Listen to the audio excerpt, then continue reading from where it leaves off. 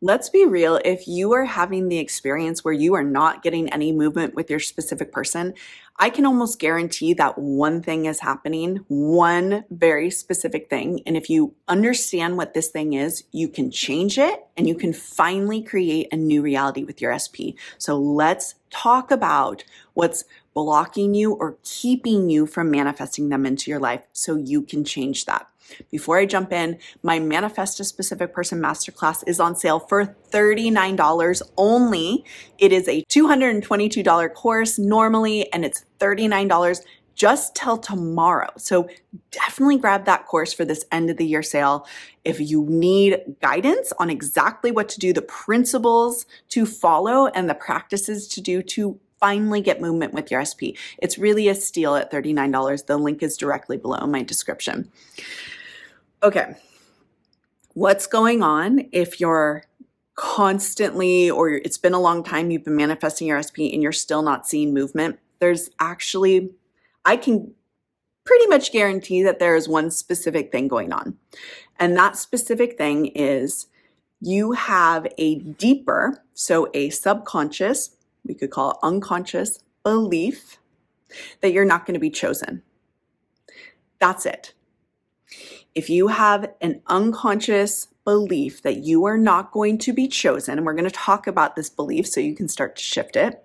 If you have that belief, then you have no choice but to create the reality, not only with this SP, but you've probably created it with other SPs before. And let's be real about that, right? You're going to continue to create a reality where at some point you're not going to be chosen. So first, let's talk about why we have these beliefs. I am in the camp of having that belief too. I got it the same way we all got it. We're going to talk about that. And you can shift that. Okay. First, let's talk about how we got it. When you were young, you were born into a family that had particular parents. They have their own issues and particular family dynamics. And within those family dynamics, if you ever felt in a significant way, meaning like it was kind of an ongoing way, or it happened more than once, or it kept happening enough that it like really, it's okay if it happens once or twice, but you really feel, if you really felt your parents were like fully there for you, and once they missed you, they missed you a few times, no big deal. But if you had a ongoing experience of being missed, of what I mean by missed is like not seen, not shown up for, not cared for, maybe rejected, not loved for who you are, abandoned, some version of that, which is essentially like, I don't love you, I'm leaving, love is leaving. If that is any part of your early childhood history, then there is a subconscious belief inside of you that says, I'm not going to be chosen. I'm not going to be loved. Love is going to leave me. If you want, you can look into yourself and really tune into what's my particular statement that I really believe here. So for me, mine are kind of the flavor of like, I'm not going to be really seen. Another one is I'm alone. Like I have to do it all alone. Okay. These are part of my particular early childhood beliefs based on the type of, parenting I got. And again, I talk about this in some videos and in some courses as well. It's not really about blaming our parents, because you can look back and see, well, they had their own beliefs about not being loved, and they had it's not about blaming anyone, but it's really looking at, okay, well, what happened to me and where did I get stuck in some sort of belief that I wasn't going to be loved, essentially. Now, what do we do when we have this type of inner belief? This is why I, as a manifesting teacher, really promote things like self-love and self-concept work as really primary practices, self-love as a primary practice to manifesting. The belief of not being chosen is going to be healed by you really learning to see, choose, love, show up for yourself. Okay? And that is self-love. That is what self-love is. Why is this so important?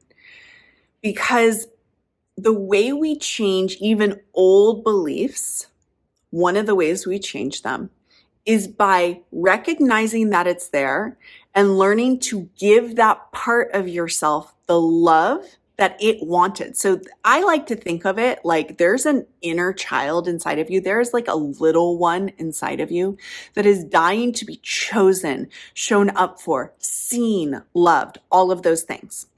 And it's that wound of that little one that continues to create relationships where you're not shown up for, right? So your job as an adult now is to start seeing that little one inside of you. How do you start seeing that little one? Well, when you're feeling scared, when you're feeling alone, talk to her or him. I'm here. I love you. I know you're scared. I know you feel alone. I'm here for you. Let me give you a hug. This is all imaginary. But by doing this, you are bringing the care that that part of you really, really wants to it, and it will start to heal this part of you.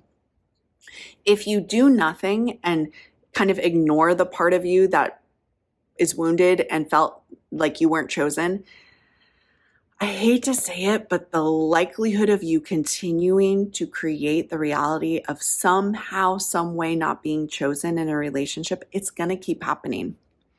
There's another thing I want to say about this, which is, and it's going to keep happening even with different SPs. So you might move on eventually to another SP, but some version of this wound is going to come up.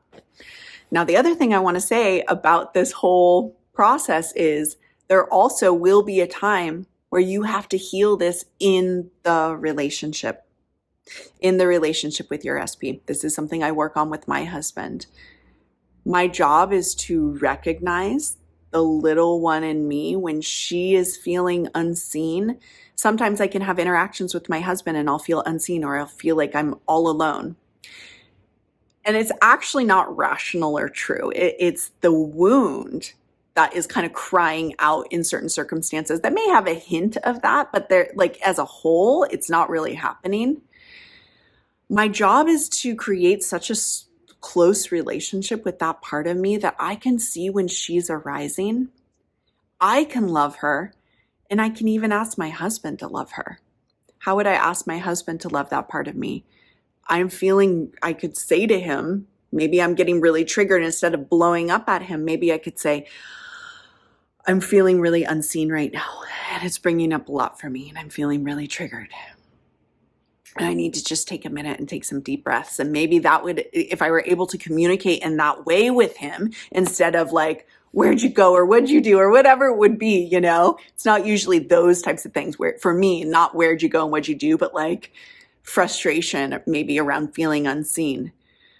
Instead, if I could be like, I'm feeling scared, I'm feeling alone, without any blame, gives him an opportunity to come towards me and love me in the way that that little girl wanted to be loved, but she couldn't communicate that way because she was a kid. So I hope this gives you some insight as to why you're recreating patterns of not being chosen and what to do about it. Like, we're working through this stuff outside of relationship, a lot with self-love and changing our self-concept, our beliefs about who we are and what we're going to receive, and inside of the relationship too. Okay. If you need more help from me on how to manifest your SP, definitely check out the SP Masterclass. And if you want to learn how to guarantee manifesting your SP by the end of the year, watch this video next, and I'll see you soon.